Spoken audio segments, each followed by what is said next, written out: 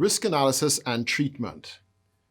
So we're going to have a discussion about risk analysis and treatment and look at how we actually approach that. We have 2 task statements that cover that particular space. So let's dive into those 2 task statements. First up, identify, recommend, or implement appropriate risk treatment and response options to manage risk to acceptable levels based on the organization's risk appetite. And second up there is determine whether the information security controls are appropriate and effectively manage risk to an acceptable level. Cool. So we're going to look at how do we then identify and so on, treating with the risk that comes with treating with security. Because remember, risk is what we're trying to manage. Risk is what we're trying to get a handle on for the organization. So let's dive into our knowledge statements here. First up, 2.1. Different environments may be more easily assessed and analyzed using certain methods over other methods. In other words, using methods that are relevant to treating with the particular environment. Right? We know it's not possible to address all risks simultaneously. So in the last module, we talked about determining scope and charter. What are we going to deal with? And then from that scope and charter, you could then get in. Okay? So with that, what we're saying is that know and understand the environment enough to decide which areas you're going to tackle so that you could then manage things going forward rather than just crazily running after this, that, and consistently going forward. Okay? You should be reporting in the context of the business goals, right? The reality is that if it's not affecting a goal, as far as the organization is concerned and the leadership is concerned, it's really not that important. So you want to deal with things that are going to be affecting the goals of the organization, and you should set up your risk reporting structure within that particular context. When we looked at that communication plan, it then goes down that same thing. We looked at the goals, we looked at the different layers, we looked at the whole life cycle of the risk and treating with risk for the organization. Right? Okay, so there are only 4 ways to address risk, and we're clear on that. We're clear on what those 4 ways are. We know it's essential to know which approach to use, when, and why we're going to use that approach, because choosing the wrong treatment, as we understand, can lead to either excessive cost, well, generally it will lead to excessive cost. If you're managing a risk and it doesn't work out, it's not going to end well, which usually results in additional expenditure, right? So you don't want to fail to manage the risk to tolerable levels, or both of those things in terms of increasing cost and so on. 2.14, you're looking at controls, those control mechanisms really used to mitigate and often more cost effective to employ known approaches rather than reinventing the wheel. So you're looking at what, as we said earlier, you want to utilize the stuff that's already there within the organization rather than going back and reinventing the wheel around certain things. Let's look at our other knowledge statements. So 2.5 says, being able to properly value the information asset is less essential to understanding the potential business impact associated with these assets. So you want to kind of, manage that going forward, and you want the information to understand what the information, the value of that particular information asset to the organization.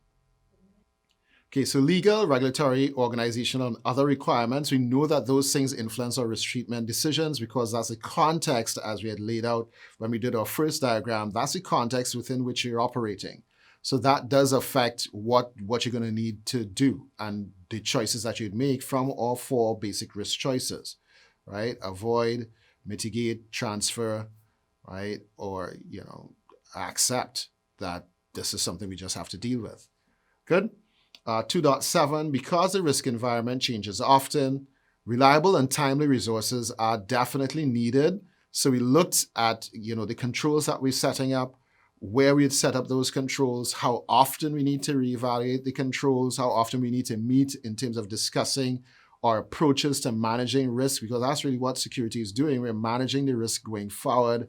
How are we doing that? How are we securing the organization? So again, this is coming up here, 2.8, revisited that again also before, right? Working knowledge of the environment you're operating in, vulnerability, threats, exposure, right? These things tend to guide or treatment decisions, because treatment decision in one situation where the risk concerns are not as high would be very different to treatment decision where the risk concerns are very, very high. And maybe the same thing that's happening. Okay? All right, so let's look at some information risk management concepts. These are some key terms that we're going to look at, and that kind of lays the foundation for treating with this particular area. So current risk, right? That's risk that exists without applying any additional controls. And the key word here is additional controls, because if you have a risk situation where you've already applied controls, the risk that exists at that time is your current risk. You haven't applied any additional controls to it. Or you may have a situation where you don't have any controls in place. That is still your current risk because you haven't applied any additional controls or any control whatsoever. So the idea is that whatever risk obtains at that time is your current risk until you apply some sort of control to it. Residual risk, right? The remaining risk after you have implemented some sort of a risk response. And that risk response may be transfer, or it may be mitigation via some controls. It may be transfer. It may be avoiding the risk altogether. So you stop doing that particular thing that's causing the risk, right? Or it may be accepting the risk and saying, well, okay, cool, that's within our risk parameters. That's fine. We'll just go ahead, right? So any one of those would be, the risk that is left after the choice has been made. And note, after the choice has been made and documented.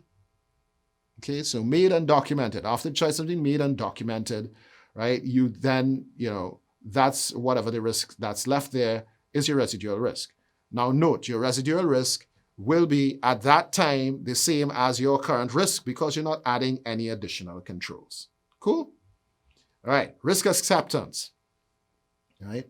If the risk within the enterprise's risk tolerance, or if the cost of otherwise mitigating the risk is higher than its potential loss, the enterprise can assume the risk and absorb any of the losses, right? So that's risk acceptance, so accepting it, right? So it's like, as we said just now, I'd be like, it's cool, okay, it's within our tolerance, it's not going to really cause us to get derailed, let's go forward. But there must be a process that you'd have gone through to then say, we will accept the risk. If we do not go through that process, then the auditors will assume that we didn't even know that the risk existed, and therefore no decision was made. It happened to fly below the radar, and you don't really want that. On top of that, if you have no documentation about a risk that you've accepted, then if it shows up again, we have no idea why we accepted it in the first place, and we wouldn't know what to treat with it, and we then go through that whole process again, which is just a waste of resources. So going through the official process, whether or not you're going to accept the risk, is beneficial to the organization in the long haul. Avoidance, again, systematically avoiding the risk is one approach, which usually means that you're not going to be doing the thing that was causing the risk in the first place. Cool? Not usually an option for most businesses. And for some of the things that the businesses do, you can't really avoid the risk. You then look for a way to mitigate it. So risk mitigation, the way that you're going to choose to manage the risk, and usually through some countermeasure or some sort of a control. So if you're a trucking company, you have the risk of the trucks, a truck not functioning properly and being unable to deliver the load. Great. That's a risk. You cannot avoid that risk, because if you got to avoid the risk of a truck not being able to deliver, you got to stop using trucks. Okay? That's not going to happen. You're a trucking company. So what you do is put some countermeasures and some controls in place. The type of trucks, the maintenance cycle, and other things like that. Then driver safety records, drivers training, length of times that the drivers will spend driving the trucks. All those things start to fold into risk mitigation. And those things will be your controls that you put in place. And those controls are administrative, as you see. They are managerial, as you'd see. And there are some technical controls that you could then put in place that would, mileage, various other monitors on the systems itself that will tell how long the driver has actually been driving for, so that you could then reduce levels of fatigue and so on, speed that they're transiting at, whether there's traffic in the area, should they then make additional route adjustments to ensure that the load is delivered on time. So there are a number of things that you could then do. And all these things are controls in terms of protecting and ensuring that the organization is able to then move its loads to where it needs to go. The information that's coming from those points of concern, right, that needs to be managed tightly, and that needs to be secured so that people aren't faking their times that they've spent driving because they just don't want to drive. Other things in terms of the maintenance cycles on the trucks, those things are solid and secure so that you know that the time that the truck needs to get its maintenance, it's flagged at the appropriate time. You don't go past the times that it needs to get maintenance, then risking the truck breaking down on the road. You're tracking a number of things. And the security of that information transfer is really critical. It's transfer, it's storage, and it's creation. So that whole life cycle, right? So you're seeing where in supposedly more physical environments, there is information that needs to be protected, and we got to protect that information from the point of creation straight through to ensure its integrity, ensure its confidentiality, and its accessibility. All right?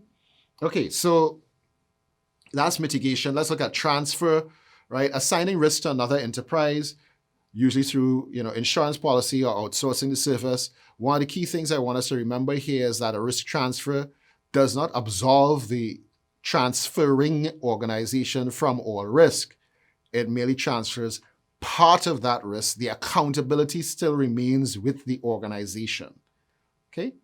Of course, you have risk treatment, process of selection and implementation of measures to modify the risk, right? Which could be all kinds of stuff. Right? That transfer, though, I want us to keep that in mind, that the accountability still remains with the organization that's doing the transfer. Cool? All right, so how do we then implement risk management? We want to establish some scope and some boundaries. In other words, we want to establish a finite space of operation. If we can't establish a finite space of operation, then we're kind of getting into all kinds of stuff and we're running back and forth to try and treat with stuff, which is usually a bit problematic. Good? So identify the information assets and valuation.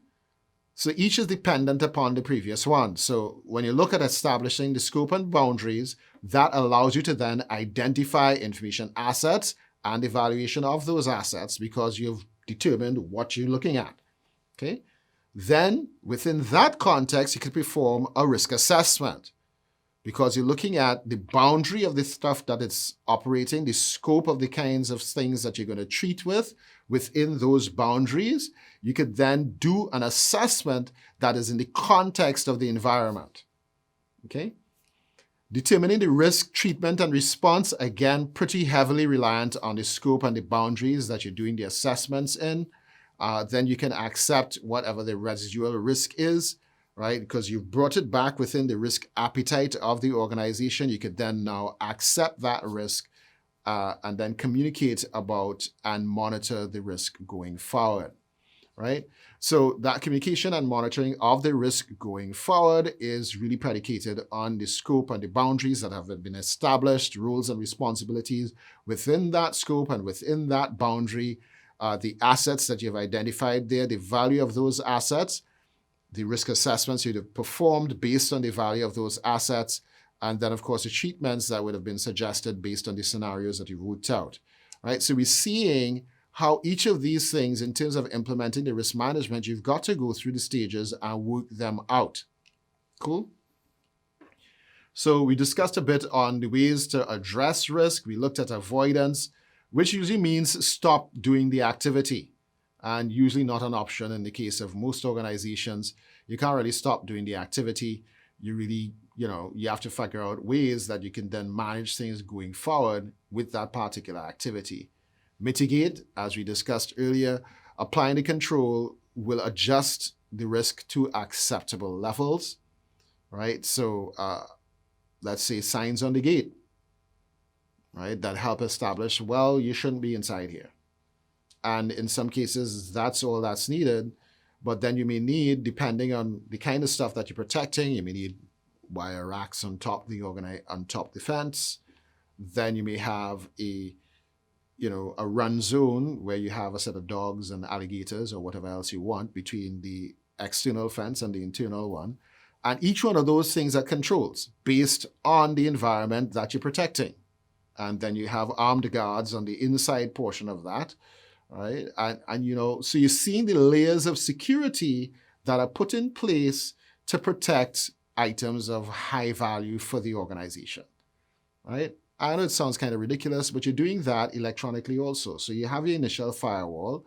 You have behind the firewall, you have a number of things that will then protect you, right? So firewall protocols, determining what comes in, what goes out, what can be transmitted out, what cannot be transmitted out. And then on the individual systems, you then have virus scans. And for some systems, you activate their own internal firewall to manage the traffic actually going to that particular system. Right? So you'd have your virus scans, you'd have your logon protocols, and so on. And these are all layers of security. And that system is now operating within a specific context. It's operating within a particular segment of the network, which is another security step that you're taking. Right? So the whole idea of mitigating, you're applying controls that will adjust the risk appetite to acceptable levels, and it may be multiple controls. It doesn't necessarily need to be one control. Okay? All right, so sharing and transferring, right? You can share the risk with a third party, generally through an SLA or an insurance.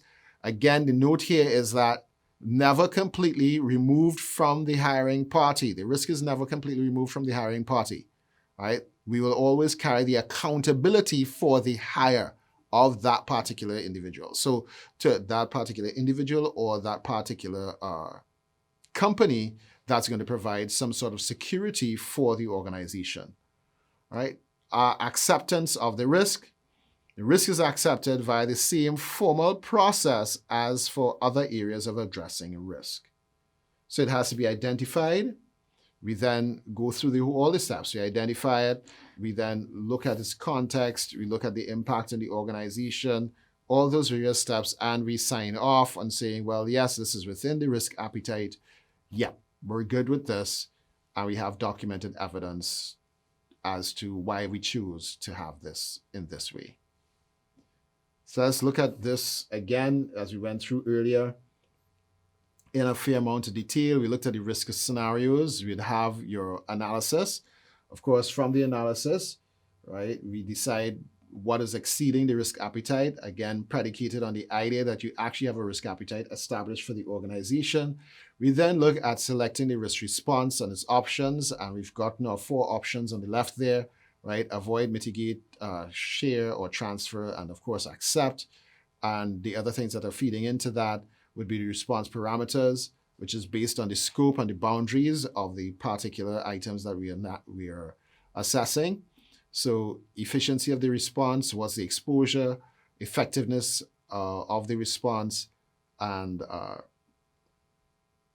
the response implementation capability. Can we actually, are we capable? Do we have the capabilities internally or externally? Do we have access to that capability to respond? You then, of course, based on that, you'd make a risk response. You prioritize those responses based on the current risk levels within the organization and the cost-benefit ratio for the organization. So you'd be prioritizing based on that.